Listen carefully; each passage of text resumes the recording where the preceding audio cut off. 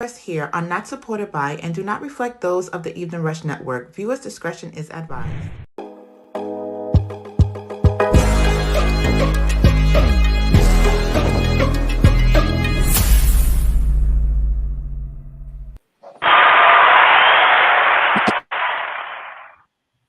Good evening, everybody. How's everybody doing tonight? Welcome to another episode of Live by the Three podcast. Coach Matt, my co-host Tyler, and today we got a guest on the show, Dutch, from the Sex, Love, and Alcohol show, which is on another show on the Evening Rush Network. So he's part of the fam. So just want to welcome Dutch and say what's up. And Dutch, introduce yourself to the people from the Live by the Three podcast fan base. What's going on? What's going on? As Matt said, I'm Dutch. I'm from the Sex, Love, and Alcohol podcast. I'm a huge sports fan. I'm a follower of the show, and I'm ready to talk it. All right, cool. Yeah, welcome. I've been involved with sports damn near my whole life, man, and I'm ready to go. I coach it now, and I see you, Coach Matt. I'm Coach Damon, so yeah. Okay, there you go. You got the wrong New York football hat on, but that's all right. We'll talk about that. Whoa. I see we got a Jets fan over there. Amen. All day. Listen, they both doing good. I will say that. Both teams. I have nothing to say about the Jets. I have nothing to say bad about the Jets right now, man. That's right. Now both teams are doing great, and it's good to see, that both New York teams are doing well this year. Both baseball teams doing well. We'll see, if the Knicks and the Nets can turn it around. But for football and baseball, New York is doing all right. So we'll, so that's good, man. So Ty, how was your week, man? Everything going good with you? Yeah, everything good. Busy week, getting ready for the holidays. Yeah, it's coming quick, right? I was telling somebody the other day, I feel like, with this weather, man, and now, you see it's affecting sports because they had to move the football game because too much snow up in Buffalo, so they had to move the game to Detroit. So this weather is they had to move the whole game to play in Detroit Stadium because they're getting like something crazy, like 3 or 4 feet of snow in Buffalo, something crazy. And I was telling somebody the other day, I feel like it totally skipped fall. It went straight summer, winter, no fall. I don't remember October. October blew by. Yeah. That's fast. Yeah, it did. All right. Well, let's get started. So, the big sports news, I guess, that's going on right now is one of the big things is they're saying that Kyrie Irving is going to get reinstated this coming Sunday. I believe they're playing the Grizzlies at home. So that's a big news that he's off his. Well, at least it seems that he's off. I guess that's how you describe it. Yeah, that's for now. For now, he's off the suspension for now, shall we say, right? Right. Until the next thing. So yes, until the next thing. So yes. How well, Ty, let's let our guest go first. Dutch, how you feel about that whole situation? Oh man, that's a touchy subject. But it is. It's been spoken about on different sides. So I don't think he should have been suspended at all, me personally. Okay. I don't think he did anything wrong. This is my personal opinion. I don't think he did anything wrong. Now that he's back, do I think he's going to make much of a difference? I think the Nets are going. I think they're shot. I think their season is down the drain. They don't have enough pieces with that team to really make a strong run. Mm-hmm. So I don't know. I honestly don't know. I don't. It's a lot around him. I think they should trade him. I think they should trade him personally. Wow. I think they should trade him. Who wants him? He's a free agent. How much value is for Kyrie Irving right now? With all of the turmoil around him, all the controversy around him, how much value will Kyrie Irving get right now? So it's hard. It's a hard situation for the Nets. It's a hard situation for him. Even for Kevin Durant. It is. Because he's there because of Kyrie. Mm-hmm. Yeah, they decided to it wasn't what they envisioned. It was all three of them, right? It was him, Harden, and Kyrie, Harden, and Durant supposed to team up and make a run at it. And it didn't work out. I mean, Can't feel too bad for I'm Evans, glad right? he's coming back, but I don't know how much he's gonna make a difference. I'm glad he's coming back though. Yeah. Ty, you got anything on the situation? Like you say, he's off punishment, so. I mean, you already know how I feel about that, man. That list of demands was crazy. Huh? You said what? The list of demands was That crazy. list of demands they had for him to get reinstated was crazy. It definitely was crazy. But I mean, I think he still has a lot of value. I think his time in New Jersey is up. I mean, Brooklyn is up. He's going to be a free agent. Some team is going to pick him up. It's just unfortunate, man, that he got hurt 2 years ago in the playoffs because they probably would have won it all if he wouldn't. Yeah, that was the year. That was the year. I mean, Giannis did that dirty shit, but let's just see how long he can stay off punishment, so to speak. You know what I'm saying? But I'm maxed but even out. When he comes back, how many games he gonna play? You think he's gonna finish the whole season? And he wants his money. You know, he wants his money, so that might be the only reason he plays the whole season because he wants that check. But besides that, he hasn't completed a season in how many years? You know? Yeah, he hasn't been healthy. I think he'll play. I think he'll play. I mean, I think wherever he go, he's gonna get a check because they gotta pay him for his talent.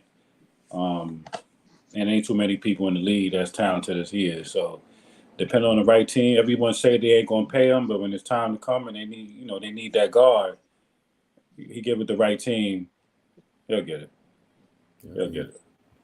Yeah. And that's the other thing too is with the Nets, like we talked about it a couple of weeks ago, is trying to turn down the temperature, right? Because they're in the news for all the wrong reasons. It's not for winning basketball games, and it looks like they made a decision last week. There was a lot of talk about them possibly bringing Ime Udoka in to be the coach, the former coach of the Celtics, who had some HR issues going on. And there was a lot of talk that he was going to be the next coach, and they decided against it and went with Jacques Vaughn, who was on staff, and they, elevated him to take over the reins of the coach. So, it seemed like they're just trying to turn the temperature down all around, right? That's another good point. They got Ben Simmons. It's a lot, man, with that team. But do you think that picking that coach, they conceded the season? They already threw the towel in. I heard, but I heard there was a lot more behind the Udoka situation. Why it wasn't so easy for him to go over to and take the Nets job. Mm-hmm. I heard it was more with the with Boston, with that issue that he has over there. So that played a part into it, So you never know for next season. For next season, he might be open after all of the legalities over there done. He might be open for next season. You got to share. We don't do political. You got to share what you heard. I ain't heard nothing. What you heard? No, I'm just saying. Listen. You sound like you got the inside scoop. I don't want to. I just want some information, man. What you heard? Listen. I'm hearing from different sports avenues that there was more holding him back in Boston, where he couldn't go to New Jersey. He couldn't just transition over to Jersey right away. There was more to that legal situation over there. Not even legal, but there was more to that situation that took place in Boston, where Boston was, they wasn't so willing to let him go that easy.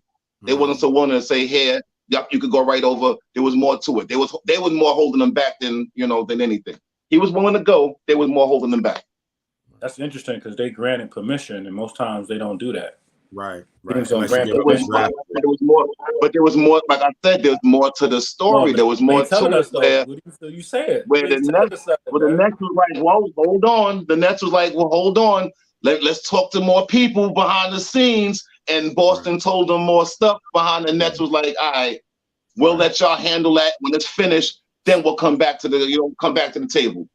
Right. That's somewhat similar to the Deshaun Watson situation, right? Where it's like, okay, yeah, you hear about the stuff that happened, and then some teams are like, okay, yeah, we'll rock with it. But then if more stuff keeps coming out afterwards, and now you already got them in house, and there's more stuff that adds up on, now it's on your lap. They knew. Come on, man. We talking $1 million. I'm not comparing the two. No, I know. I'm not comparing the two. I'm just saying that, if you bring him in, then anything that gets discovered after the fact, now it's on your, you know what I'm saying? Even though it didn't happen in your organization, it's now you got to answer for it. You know what I mean? So that, you know, so maybe Boston did him a favor. Maybe they're like, yo, there's more, man. Let everything get handled, let everything get handled in Boston. Let everything play out in Boston, and then we'll revisit the situation. You know, right. We're not saying that you off the table, but for right now, you gotta have to chill out. Maybe next season. Maybe next season. But no, that's a good point. And Don's talking about you know, the Ben Simmons, and they, you know, they're saying, you know, reports, rumors, whatever you want to call it, saying that people aren't happy with him. They're saying that they don't know how committed he is to basketball. He doesn't really want to play. They don't, you know, they're not feeling his commitment level to playing basketball. And you know, that's another situation you got going on. That Nets, man. Before we go to Ben, let me touch on the coaching situation real quick. Okay. I do sort of like who they went with for the interim coach. Someone who the players are familiar with. Right. You know, he's been around them. They're comfortable with him. So I sort of like that right there. They didn't just go out there and grab somebody new right away and bring them in and, you know, try to turn things over. They went with someone familiar with the players and the play. So I saw, you know, I like that right there. I like that right there. Now, where they go with it, I don't know. I don't know how good of a coach he is. He's been an assistant coach for a second, but we'll see. We'll see. But I like the pick that they, you know, and he's black. You know, I love that. Mm-hmm. Absolutely. I love that right there. You know. Absolutely. Yeah. No, that's a good point. Yeah. Now, you know, so it is tough bringing someone in from the outside, even though Udoka was an assistant there at one point, and he's familiar with some of the guys on the roster. But you know, Jacques Vaughn's been there, and you know, so it's might be a little bit easier to manage, and then he gets an opportunity to prove themselves. You know what? Hey, we're saying they might be dead in the water, but you know what? If they end up turning it around and make a run at it, you never know. You know, never know. It's an opportunity. That's all you can ask for in life, right? So, we can stick with the NBA for a little while. It was a big off season with a lot of guys getting traded, you know, free agents and stuff like that. So Ty, you know, I know you're a big NBA guy and follower. So for the guys that have switched teams, whether through free agency or trades, who do you think is having the biggest impact on the new team that they join? I would go with Murray from Atlanta. Yep. Mm-hmm. Yep. He's doing his thing. Mm-hmm. He's doing his thing. Yeah. Him and Donovan Mitchell. Yeah, I would say those are two probably the big names. You know, Murray teaming up with. They're 3 and 4 in the standings too. Mm-hmm. Yeah. Now they're right there. They're right there. I would go with them too. Brunson is doing all right. Mm-hmm. You know, with the name. I don't think he has like that big of an impact, even though their records are pretty much similar. But I would go with right. I would go with homeboy from Atlanta. I would go with Murray. He could play. Okay. Yeah. Definitely. I think both of those have been great additions. You know, they made a big move to get Murray, but it's been paying off for the Hawks. Obviously, Donovan Mitchell. You know, the Cavs had a good young nucleus, but then you add him into the mix, an experienced guy that's been doing his thing. How do you think Rudy Gobert's impact has been on Minnesota? I think they might need more time. I think he's hurting. What's my man name? Edwards. Okay. Because he's clogging up the middle. Mm-hmm. He might have got 2 or 3 dunks so far this season. I know he's frustrated about that. Mm-hmm. They might need some more time. I'm also happy that you know, Russell Westbrook is playing well. He's like the best players on the Lakers right now, coming off the bench. You know what I'm saying? Hey, ain't too much Russell Westbrook talk going on. You know what I'm saying? You gotta get my man. He's sticking it in. He's doing what he gotta do. Oh man. You know what I'm saying? He's playing well though. You can't front. He is playing well. He's a Hall of Famer. He's a former MVP. He's supposed to play well. That's the thing with Russell Westbrook. They lower the bar for this dude so much. The dude is a Hall of Famer. Listen, man, you're supposed to play well. Y'all both coaches. You know, you have to put the right people in the right systems for them to succeed. You know that. You can't put anybody in any system and expect them to do well. You can't put LeBron in San Antonio's system. You can't put you can't put LeBron in a triangle and expect him to do what he's doing. I don't know about that. You saying LeBron could play in the triangle? In my opinion, if you're a GOAT, you figure we're not talking about GOAT. We're talking about skill level. Can LeBron play in the triangle? It may not be the ideal for his skill set, but I'm a big believer in if you're like that, you figure it out. That's just my personal opinion. What you think, Dutch? Like that, you figure it out. What you think, Dutch? Think it helps? I can't hear you. Okay. You can hear me? You can hear me, Matt? I can hear you, Ty.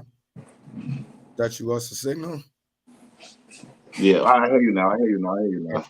Yeah, Ty asked if what you think about that? You think anybody can play in any system? If you're a Hall of Famer MVP, not anybody. No, but you can't go by that. You got to go. Of course you can. You can't. How? Listen, you know what I'm gonna do tomorrow morning? I'm calling the AD at Queens College, and I need to know how you was able to be there so long. You can't. I believe certain players could fall into like a Chris Paul could fall into any system. He's a true point guard. I believe he could fall into any system and operate it. Mm-hmm. I believe that.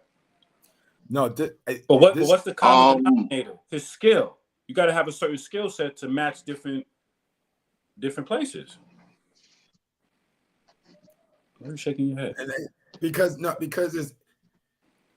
I agree with what you're saying that you may flourish more in a certain type of system and maybe not as much in a certain system. I'll agree with you with that. So that might be the difference between averaging 30 points and 25. Okay, I'll give you that. That I agree with you on.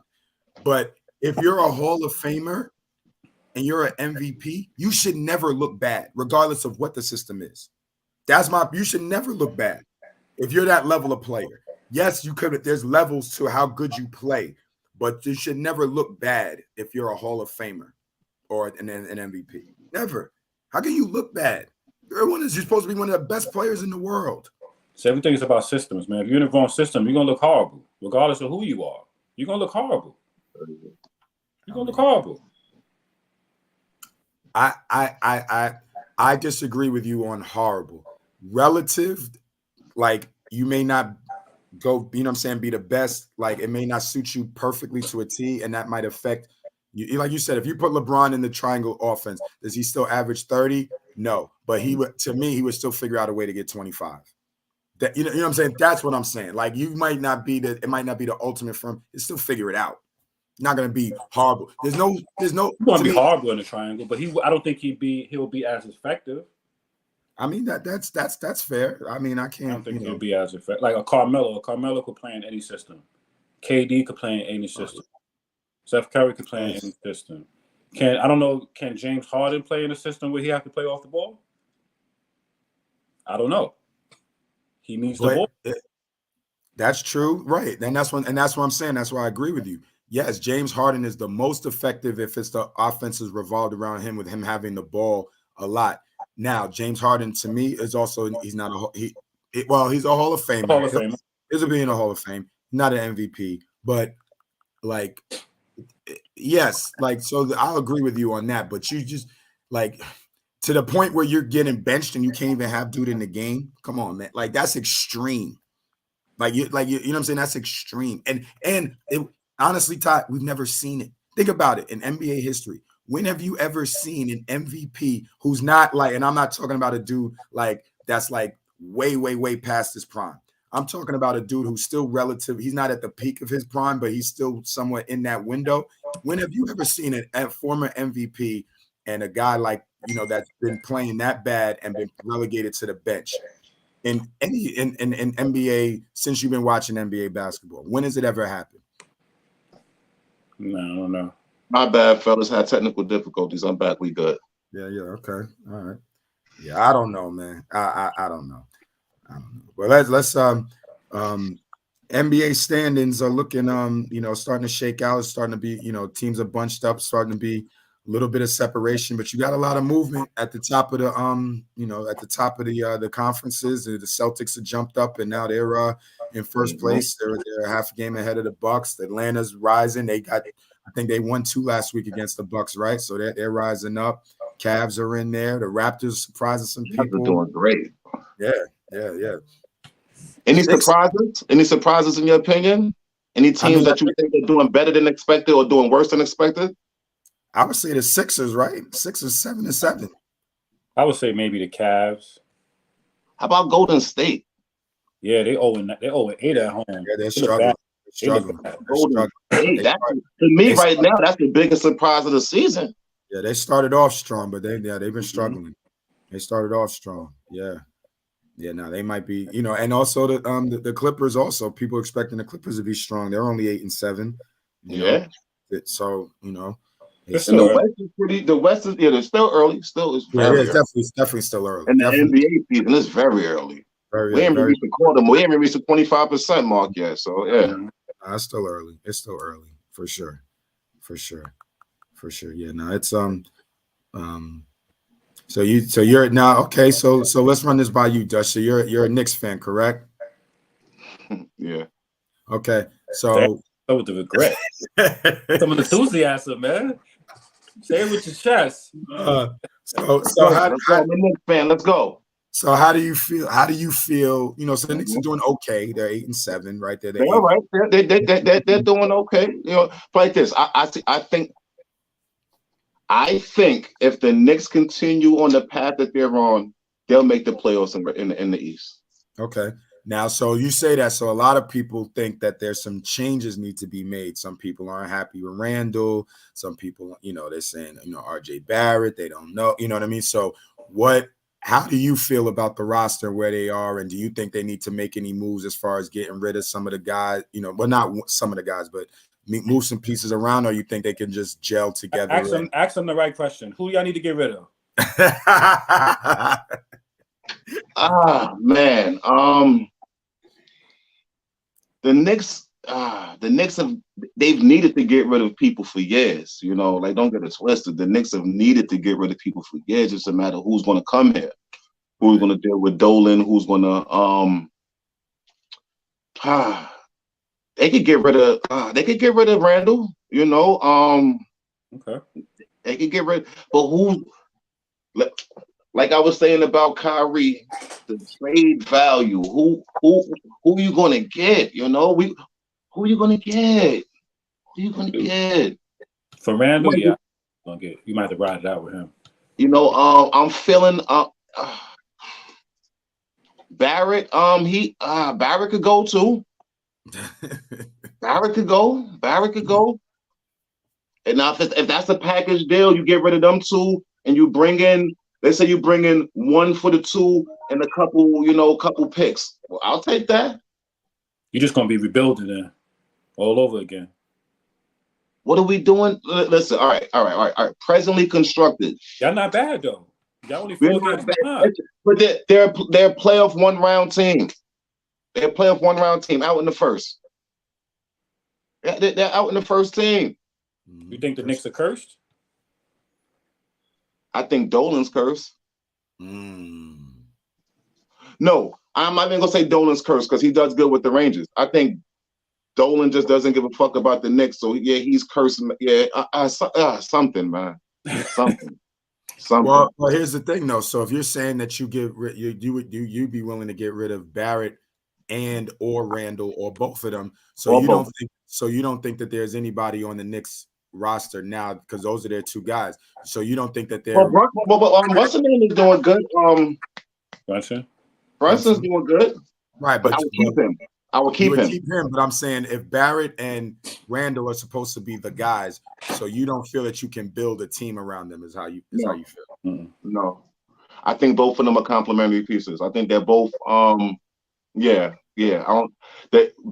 Randall had that good year, what was it, 2 years ago? That's when they should have got rid of him. They'd have got a lot for him. Right. I'm gonna tell you, the problem was, and here's the problem Knicks always do. The problem was Julius Randle had a good year, right? Now Julius Randle was a number 2 number 3, maybe a number 2 player, right? He's But when robbing. he had a good year, the Knicks treated him as a number 1. He's not a number 1. Mm-mm. He's not a number 1. So now you're trying to build around Julius Randle, making him a number 1. And the next season you saw he couldn't do it, and it's not now. It's where we are now. We're trying to bring people in. We're trying to build. You know what I'm saying? Yeah. They was better off getting Donovan Mitchell and blowing the team up and getting picks. There you go. There you go. They was going so hard for Kyrie and KD. Remember, they was going to come to New York. They was going to come to the Knicks. But but Kyrie he detoured and went to Brooklyn. Mm-hmm. Yeah. No, that was yeah. So and that's what they always say. You don't want to be, right. Like you don't want to be in that 6, 7, 8 range where you're in the playoffs, but you're not competing for a championship. You're one piece away, but then if you're if your salary cap and your roster is not constructed right, it's hard for you to get that piece to get you. Now don't get it twisted. I love what Tibbs is doing with what he has. Right. I love him. He's defensively, they're doing their thing. For what he has, I love what he's doing. But can we get a star player and go from there? I don't know.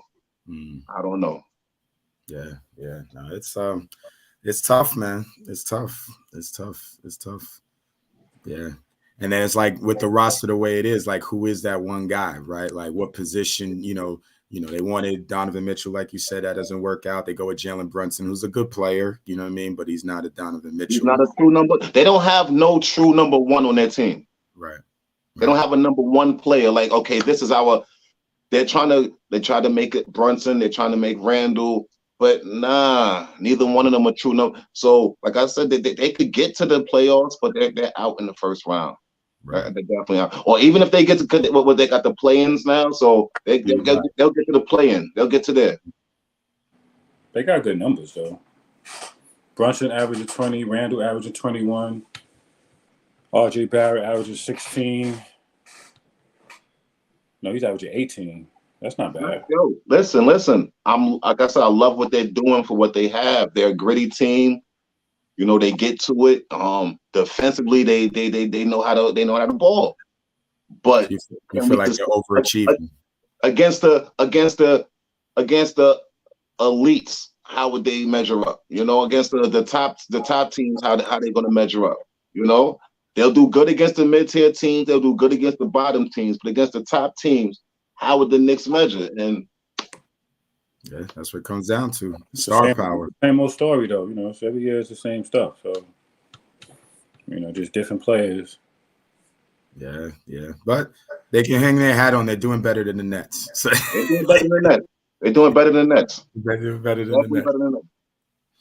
But that's about 2 games. 2 games. But but the Knicks got their full team though. Right, that's true. Right, they're doing better, and they got their full team. The Nets don't have their full team. Right. Yeah, and the Nets are the ones with all the stuff, right? But the Nets are doing better. Well, they had a stretch when they were doing better without Kyrie. Mm-hmm. That was last year, right?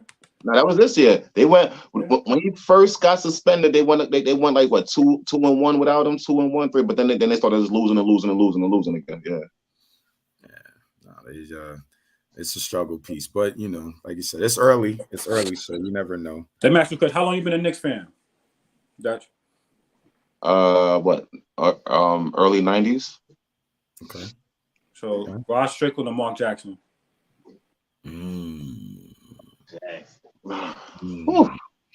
I know you're from Queens. I know you're from Queens, so you're gonna be. I'm from the Bronx. You're from Queens, so you're gonna be a little biased. Technically, Mark Jackson is from Brooklyn, even though he went to St. John's. And that Brooklyn Queens thing ain't too strong. Nah, but Mark Jackson's Mark Jackson. I might have to go with Mark, man. Now, where is he on the assist list now? Because at one point he was number 2. but I think Jason Kidd and maybe somebody else might have passed. Yeah, I think he was up there for a while. Jason Kidd number 1 now? I think Chris Paul passed too, right? Did he pass Mark Jackson? Let's see. Yeah, Mark Jackson is 5. Chris Paul passed. Steve Nash is Stockton, Kidd, Chris Paul, Steve Nash. Then Mark Jackson. Where's Jason Kidd? Jason Kidd's he's number 1. Number 2. Number 2. All right. He got 3,000. Well, he retired, so he ain't making nothing. Because Mark Jackson passed Magic, right? Yeah, about 200. Yeah. LeBron is number 7. Wow. Russell Westbrook is number 11 all time. On the assist list? On the assist list. Oh, on them triple doubles, baby. Come on. Oh, you know how hard it is to get a triple double, man. That ain't easy. He had a season when he was averaging triple doubles. That's hard. I'm not gonna say it's easy. Where's that now? It's the system, right? Who's playing well for the Lakers? Listen. Who? Consistently, nobody. So well, LeBron's numbers are decent, but it's not LeBron's. It's not his usual numbers. No. LeBron should be averaging 35 every year. Easy. LeBron is in his 20th season. Yeah, he getting old, man. Yeah, he is. LeBron's in 20. Remember, LeBron used to come down Debo. Like he's not there. His body ain't taking all of it. He averaging 25 points a game. Yeah, he's elite. Yeah, it's easy. Let me tell you something. Jordan can come average 25 right now. It's easy for like in today's NBA for an elite player to average that. As long as you got a jump shot, you can average 25 a game. Hold it now. Yeah, Russell Westbrook. Yeah. He doesn't have a jump shot. His jump shot is bad. You don't have a jump shot. I know. What they call him? Russell Westbrook, right? Russell Westbrook, right? Westbrook, yeah. And that's my point. When has anybody ever talked about a former MVP and a Hall of Famer like that? That has never happened. His game declined. Him and Harden. Harden too. Harden's on his game declined. I could go on all day about this, but let's take a break. Yeah, we'll take halftime break, and we'll come back with the second half of Live by the 3 podcast on the Evening Rush Network. Looking to podcast shows and do not know where to start? The Evening Rush Network can help you with that. Call us at 929-441-2417 or email us at theeveningrushnetwork@gmail.com for dates and prices. We got you for all your podcast needs. The Evening Rush Network. Tune in, subscribe, and share.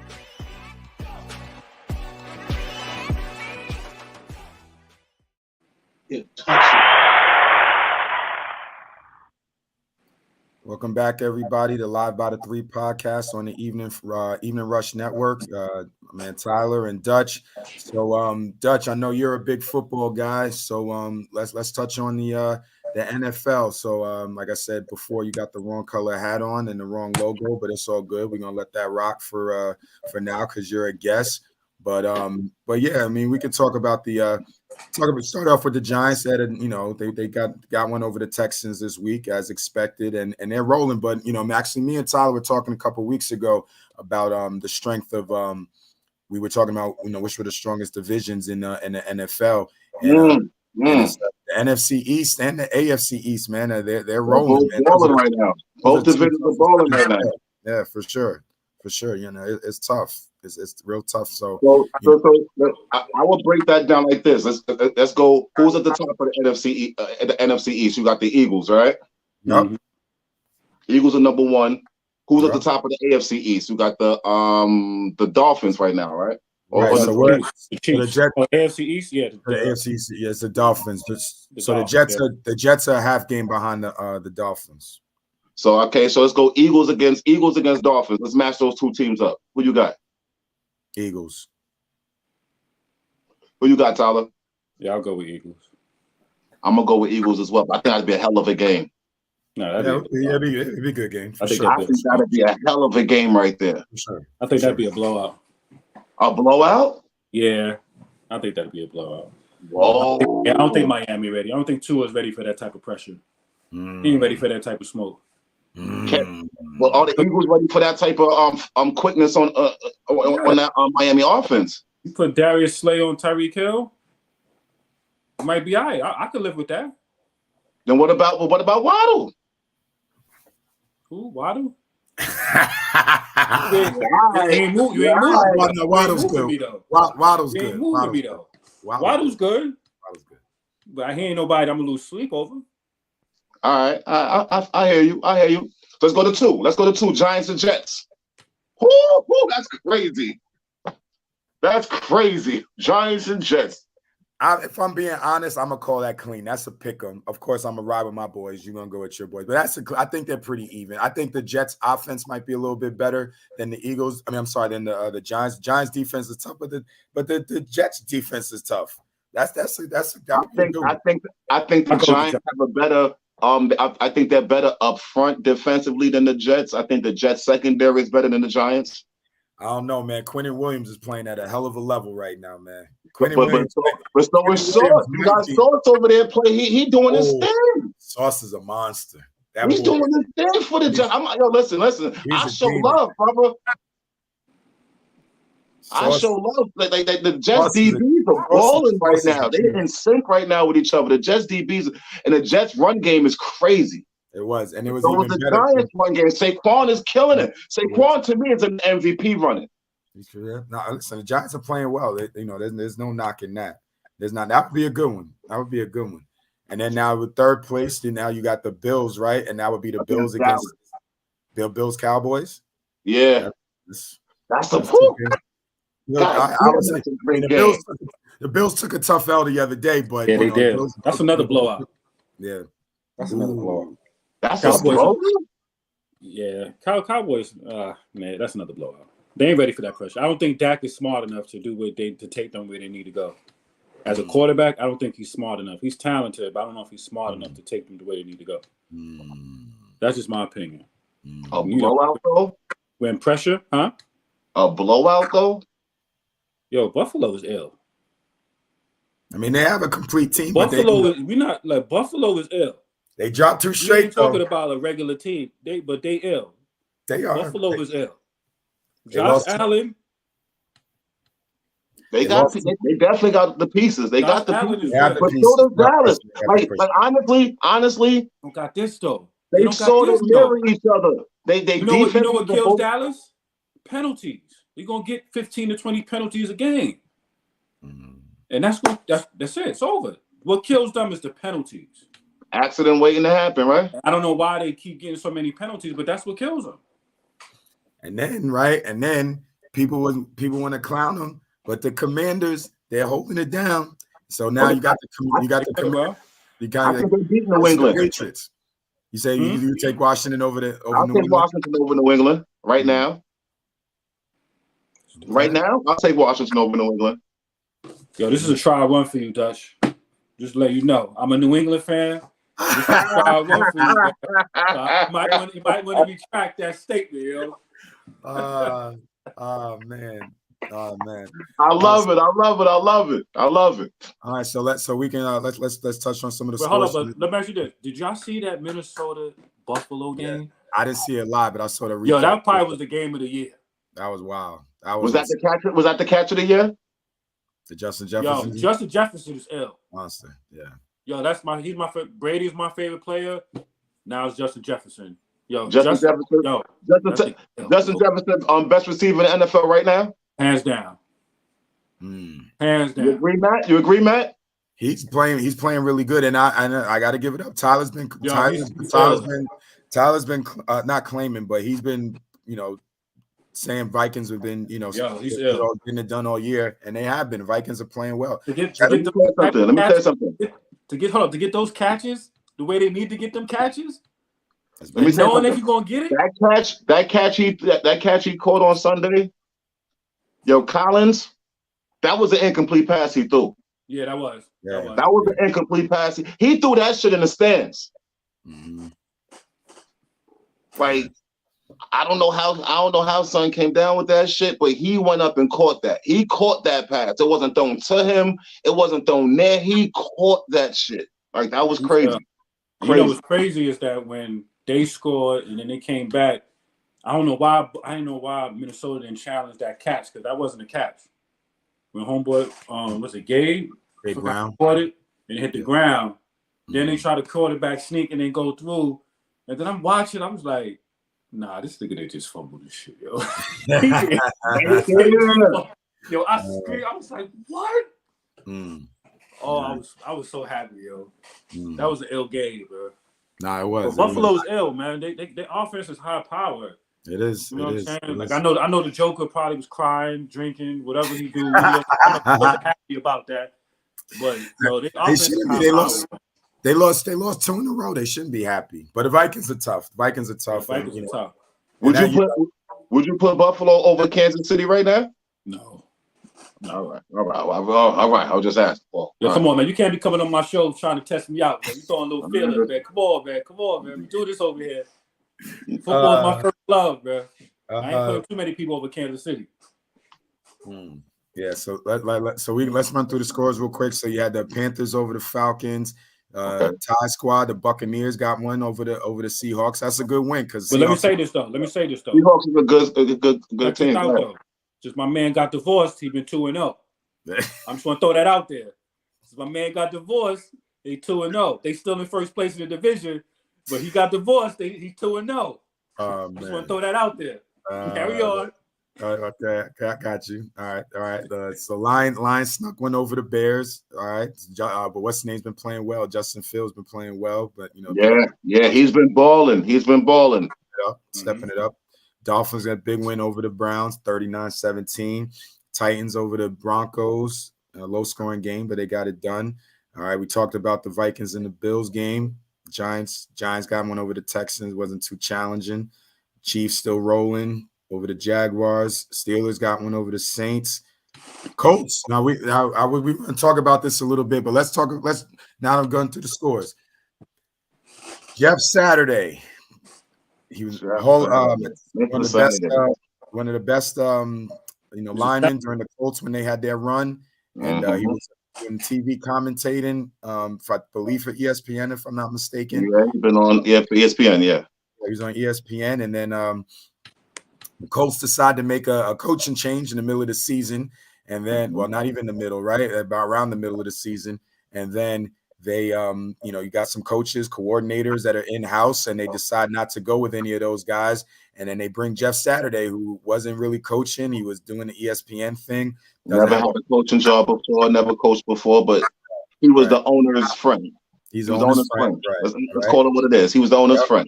And they put him in, right? And okay. So you don't feel there's nothing wrong with that, Ty? I mean, look, if I got a nice company and I'm like, yo, Dutch come through, Matt come through, you're going to be like, nah, I don't deserve it. Look for somebody else? Okay, no. There's nothing wrong for him to accept the job, but was it wrong for them to offer it to him?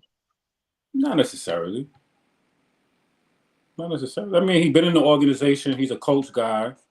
You know what I'm saying? He might not have the head coach experience, but he's a center, so he understands. What about no coaching experience? He has no coaching experience at all. He want to know. He said, you know what? You want to bench Matt Ryan? Nah, I'm going to start him because he ain't the problem. It works. Is it that simple to validate it?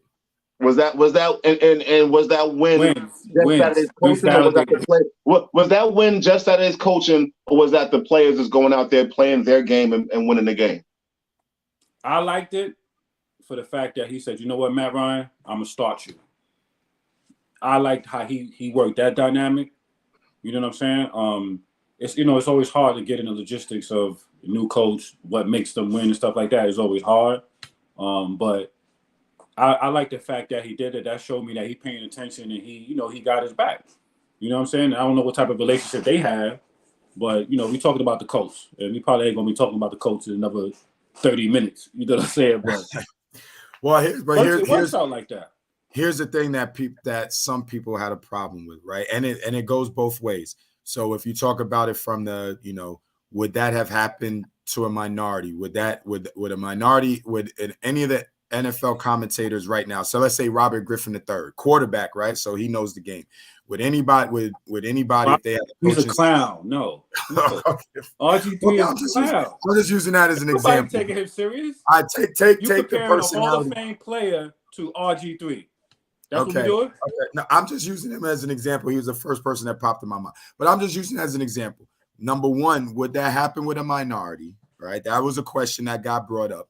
And then the other facet of that is people, because they said, okay, if you do bring a minority into that situation and that's their opportunity and you stick them in the season in the middle, would you be setting them up to fail? But then people don't feel that you set Jeff Saturday up to fail, so it's not the same dynamic. So how do y'all feel about, number one, would a minority ever get that type of opportunity with someone with no coaching experience just getting a call like that to come coach the team? And then if they did get that opportunity, is that even a good opportunity for them because you might be looked at as you're getting set up for failure? Yeah, that's on you. That's on you. All right, I'm going to answer the question. I'm going to add to it. Basically the dynamics of it. Okay.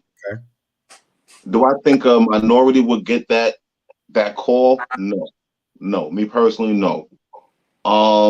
If it did happen, I think they should take the job. Would it be looked at as they being set up for failure? I think that depends on the team. I think that all depends on the team, and how the team is structured, Now to add to what you were saying though, another thing people were mad at, or not even mad, what people brought up was they bypassed not even the minority coach, they bypassed other qualified white coaches. They just bypassed other coaches that were qualified for the position. Right. That way. How do you feel about that? There's other coaches that's been out there who's sitting on the couch waiting for a call, who's been to the playoffs, who've been to Super Bowls. They've bypassed other coaches get this man this position. How do y'all feel about that one? I mean, I think it happens all the time. I mean, look, Mark Jackson get bypassed all the time. He don't even get an interview, probably. You know what I'm saying? I mean, it just people have the right to pick who they want to pick. We fight for minority coaches, but they pick who they want to pick. Okay. It depends. I mean, I think you have to tell how far they get into the season to see if it was a good pick or bad pick. You don't know if he's a good locker room coach, somebody that they respect. You could bring someone in and the coaches don't respect them. You have that type of dynamics. We don't know. I mean, it's just hard. It's hard to tell right now if it's a good. I know he have no experience and people are crazy, but I mean, it is what it is. One more question, fellas, about the minority aspect of it. So people are saying the way the Colts went about it, right?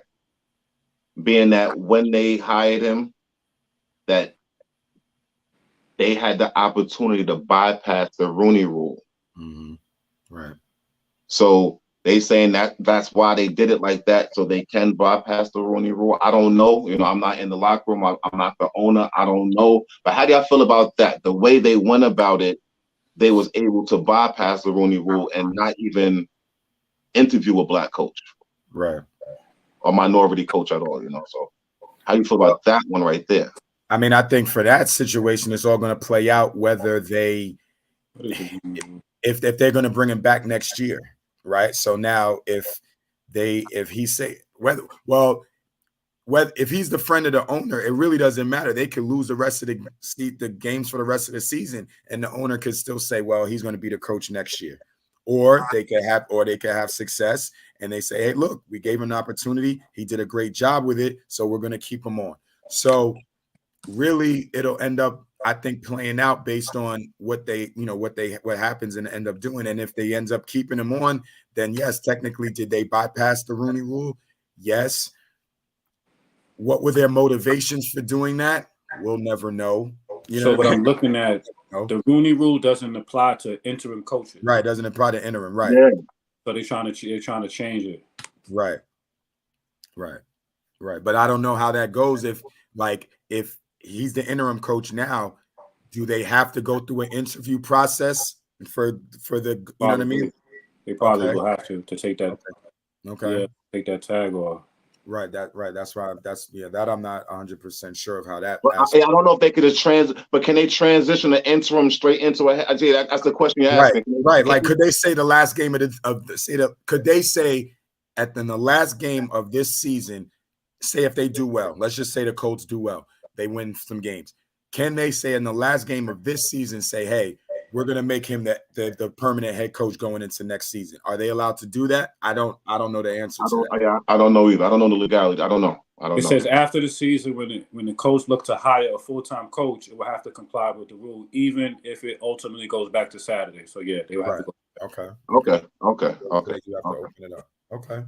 And that makes it harder right now. If they don't, say they won this week, but if they don't win that many games and then they open it up and they still ultimately end up sticking with him, okay, there's going to be a conversation piece. But if they make a crazy run and then they might interview some minority candidates, but then they say, okay, well, we're going to stick with Saturday because we think he did a great job. They do that anyway, though. They do that anyway. Yeah. We'll interview these 3 black dudes, but we already know who we want. Just because we have to. It happened with Miami. It played that with Miami. Right. Yep. Whatever happened with that lawsuit? Huh? Whatever happened with that lawsuit that Flores had against the NFL? Oh no, I think that went away. He might have got paid under the table. Yeah, I think they might have. He might have got that Kaepernick money. Yeah. He gonna have a book next thing you know. Yeah. Yep. Somebody else came out and helped him too. I forgot who it was. Somebody else stepped up and jumped on him out. Yeah. I think if I'm not mistaken, he's an assistant with the Steelers now, correct? Mm-hmm. Yeah. Yeah, I believe so. Yeah, I believe he's like the defensive coordinator or coach with the Steelers now in the Thomas. So, all right, yes, we touched on that. Let me ask you a question. So, what about the coaches, the minority coaches that stay in a position longer than they need to? Why we don't fight for that? What do you mean? Like, what was the coach that played with Cleveland that was there forever, and he was just horrible for like. That was the one that wasn't that Hugh Douglas? Was it Hugh Douglas? Hold on, let me see. Not Lovie Smith because Hugh Jackson. No, Hugh Jackson.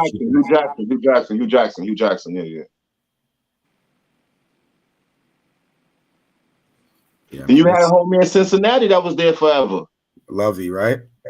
That might be what I'm talking about. Yeah, I know it was one black. But he consistently made the playoffs though. Right. He consistently made the playoffs. The one from Cincinnati? Talking about Lovie Smith, right? Is it Lovie? It might be Lovie or Caldwell. No. Was it Caldwell or Lovie?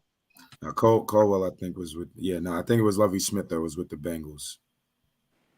And they, like you said, they would make it to the first round. They made it 11, 12, 13, 14, 15. Yeah. Right. Yeah, they made it, but they always would lose. Right. They always would lose. The first round. Yep. Yeah, no, that's interesting. So we got some games. So let me see what matchups we got going in this week. We got Titans tonight. Yeah, Titans are playing the Packers now, right? Mm-hmm. Yeah. What is it? 7-0. 7 up tight. Okay, all right. The game's in Lambeau. All right, so that's sort of a big game right there. That's a huge game. That's a huge game for both teams. For both teams. For both, Packers can get that. They can get back right. Yep. So you got the Bears against the Falcons. All right, and then you got the Eagles against the Colts. Just talked about it. Eagles coming off a loss. Now they got to go up against Jeff Saturday in Indy. All right. The Eagles. Big game. That might be a blowout. That might be a blowout. Eagles and who? And the Colts. Wait, that's the Colts.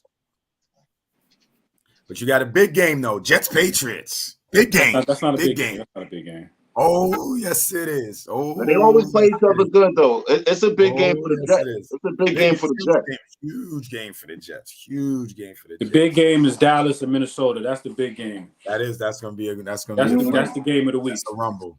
That's the game of the week right there. That's huge for Dallas right there. That's a rumble. That's huge for Dallas. That's bigger for Dallas than it is for Minnesota. Yeah. Yeah. What do you think about the Rams? Why do you think the Rams are struggling? They got the same team minus what Von Miller and and ODB, what's the name? ODB, And Odell. Odell. They missing somebody else too, though.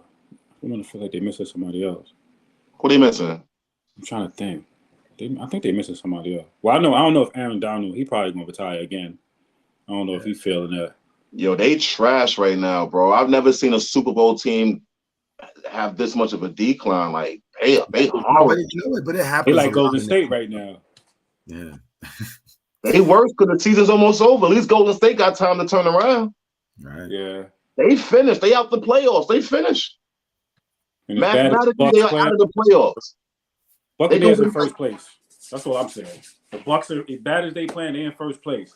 Don't let my man get in the playoffs. That's all I'm saying. Don't let my man get in the playoffs. If Tampa Bay get in the playoffs, a lot of teams are going to be scared, bro. Yep. You don't want to face Tom in the playoffs. You don't want to do that. That's facts. Especially if he gets a little groove going, he gets in a little, you know. He might play the Giants. Listen, we got his number. He don't want to do that. Oh, he said they ready. They ready. He don't want to do that. That was luck. All right. He don't want to do that. He don't want to play the Giants in the playoffs, man. He gonna be nervous. He won against the Giants though, right? 0-2. Right, twice. Yeah, Giants. So many Super Bowls. I get confused. My bad. My bad. Listen. All of his losses been to the NFC East. Put it like that. 2 to the Giants, 1 to the Eagles. I'll take it. He's 6-2? Something like that. He lost 3. Yeah, I think he's 2 to the Giants, 1 to the Eagles. 7-3. He's 7-3. 7-3, yeah. Okay.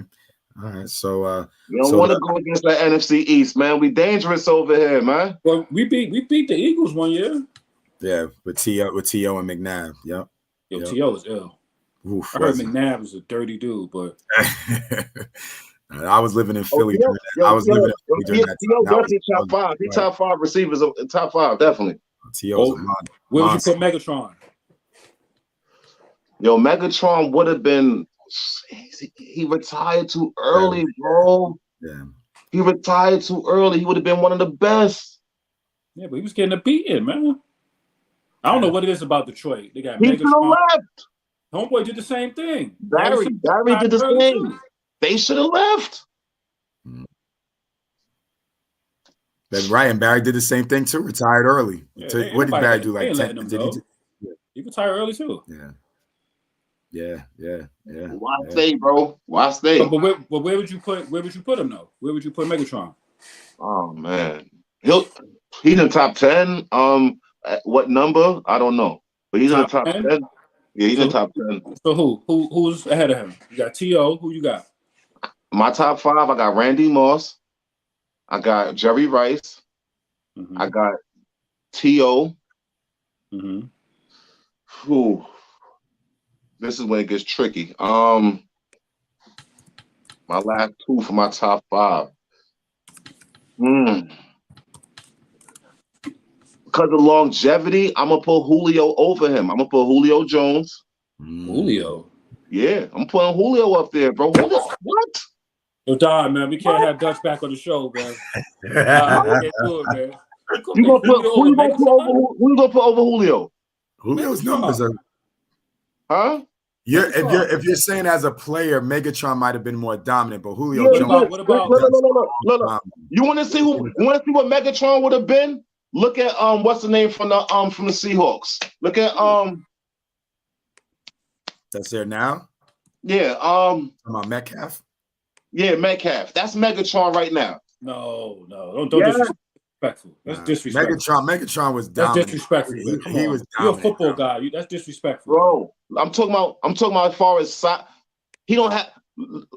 It's a different offense. He's not the only. First of all, Megatron was the only receiver Detroit really had. Like he's the only player they. He was the only player they had. Like he was their go-to. Like that's all they could go to was Megatron. So it was like his number. But I'm not saying he wasn't a great receiver, but I need more, bro. I need more. Looks wise, I mean, it's right. If he had stuck around, his numbers would have been astronomical. If he had stuck around, he'll be in my top 5, hands down. Hands down, top 5. But I gotta go with the production, bro. I have to. But but skills wise, definitely he's up there. Skills wise, he was dominant, man. He was dominant. Hell yeah. He was dominant.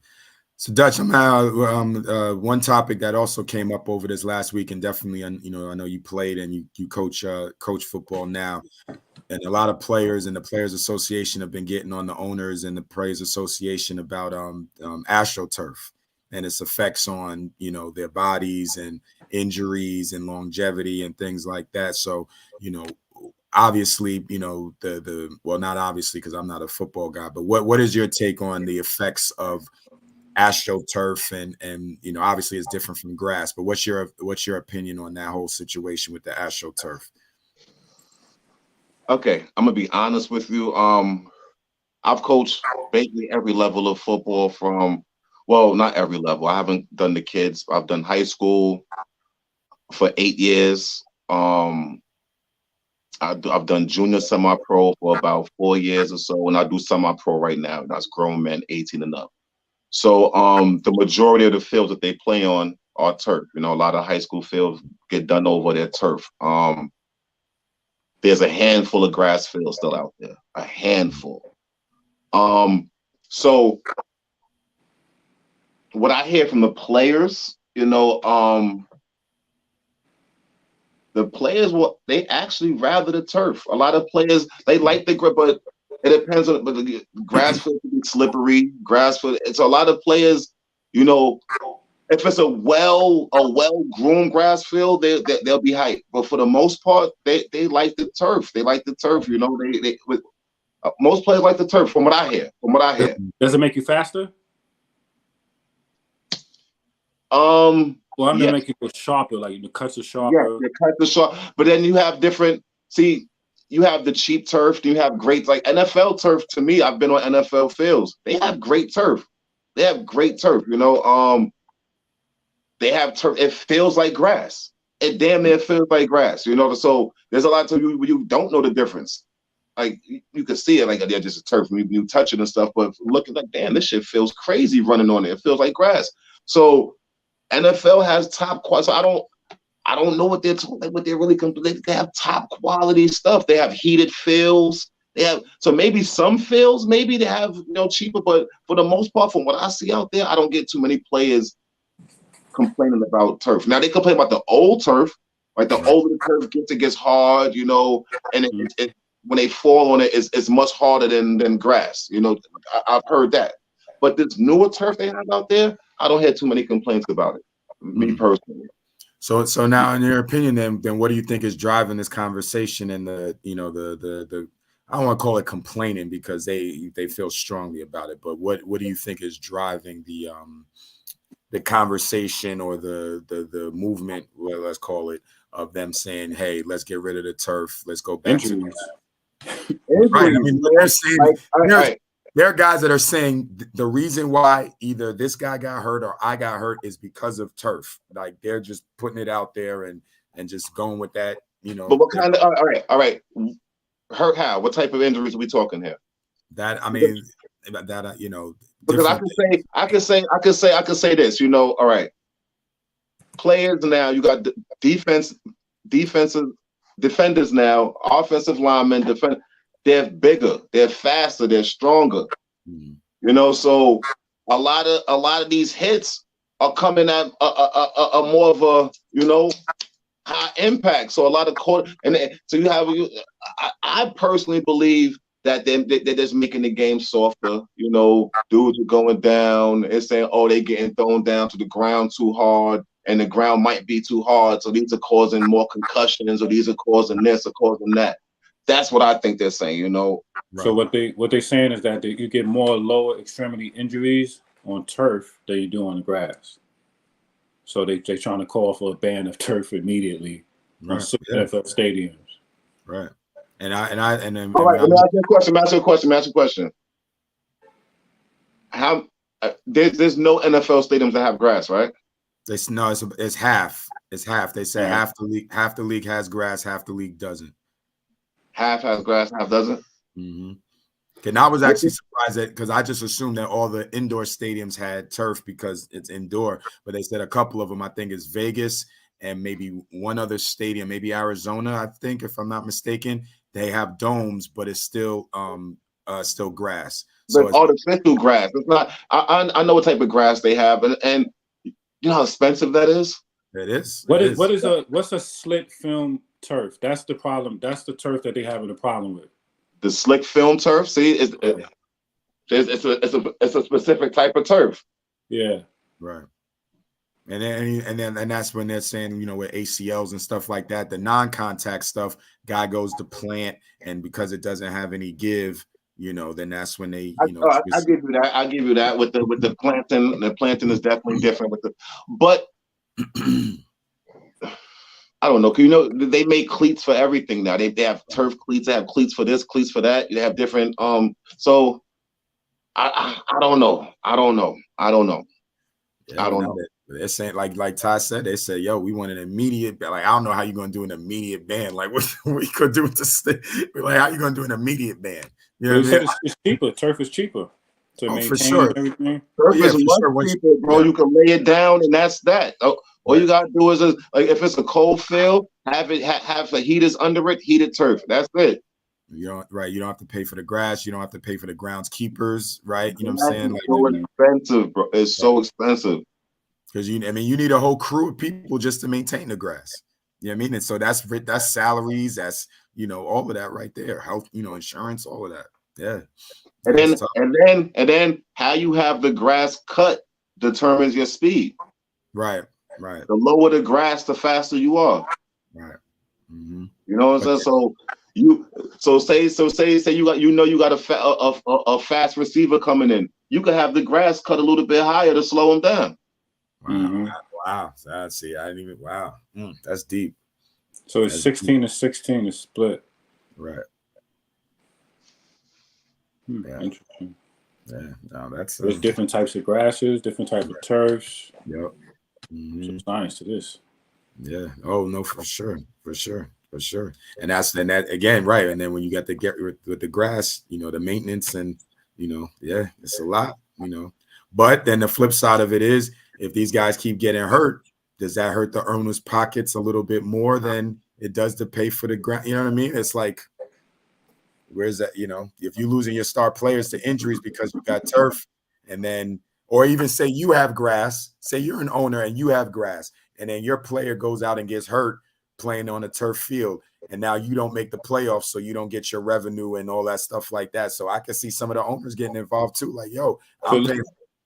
But how big is the outcry? How big are the complaints? Because I'm gonna be honest with you, like, they're saying the Players Association is Players Association. So you got the Giants, the Jets, the Lions, the Vikings, the Saints, the Colts, and Bengals. They play on split film turf. Okay. So that might not be good for both of y'all. Taquan might, you know, boop boop, and then be over for. He already boop boop. Like he already. I know. Right. That's the thing. You can look back to see where guys got hurt, you know. But shit, Giants had a lot of dudes with Giants had a lot of dudes with leg injuries, so you never know. So, listen, Jets. Listen, Brees Hall went out but he got hurt in Denver, so that wasn't you know, he didn't get hurt at home. But you know, hey man, it's happening. So no, but this was a good one, man. I'm Dutch, you brought it today, man. You were a good guest. We you know, was happy to have you. Appreciate you. Yeah, appreciate you guys having me, man. Anytime. I'll come back anytime. Let me know. Feel free to promote your show, where people can catch your show, and you know, where they can find you on the Evening Rush Network. Yo, I want y'all guests out there, tune in Fridays, 8:00. The Evening Rush Network. Tune in to Sex, Love, and Alcohol. We'll be back for season 3, December. I forgot the exact date, but I'll let y'all know. In a week or two. But we'll be back for season 3 soon, y'all. Yeah, follow me on Instagram, Dutch_NY. And yeah, simple as that, huh? Ty, how you feeling about the new time spot, man? They got us in that, that Thursday prime time. Oh no, man, I feel like the Cosby Show. Yeah. Feeling good. I'm feeling good. That Cosby, that Seinfeld, that Friends, they got us in that prime time slot. Good spot right here, man. It's a good spot. Now, shout out and I definitely, before we sign off, I definitely want to thank the people at the Evening Rush Network for believing in the show and giving us the opportunity and the shot to be in this time spot and be able to continue to do this and have fun. And this was another great episode. So, we're happy to be here. Please follow us on social media and continue to support the show and all the shows on the Evening Rush Network. So, where can we find you? They can find us on all major platforms and we're on Amazon Fire Stick now too. Yeah. Nah. I'm gonna download the app. We got the app, the Evening Rush Network app. You can follow all the shows on the network there. Like they doing big things, man. It's big things. Absolutely. And we're going to keep it rolling. So, signing off, this is Coach Matt on behalf of Tyler and Dutch. Have everybody a great week, and we'll catch y'all next Thursday, 8 o'clock.